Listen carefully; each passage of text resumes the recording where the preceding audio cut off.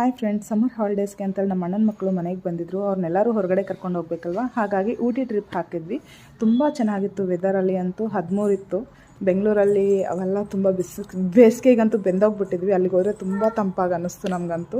So ಇಲ್ಲಿ horticulture ಗಾರ್ಡನ್ಗೆ ಬಂದಿದ್ವಿ. ತುಂಬ ಕ್ಲೀನಾಗಿ ನೀಟಾಗಿ ಮೇಂಟೈನ್ ಮಾಡಿದರು.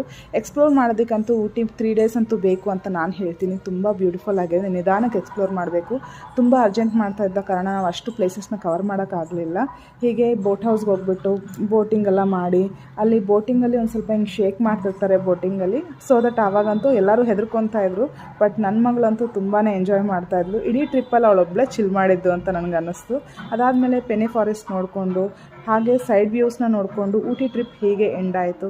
ಈ ವಿಡಿಯೋ ಇಷ್ಟ ಆದರೆ ಪ್ಲೀಸ್ ಲೈಕ್, ಶೇರ್, ಸಬ್ಸ್ಕ್ರೈಬ್ ಮಾಡೋದನ್ನು ಮರಿಬೇಡಿ. ಇಂತಹ ವೀಡಿಯೋಸ್ ಇನ್ನು ಮುಂದೆ ನಾನು ಅಪ್ಲೋಡ್ ಮಾಡ್ತಾ ಇರ್ತೀನಿ.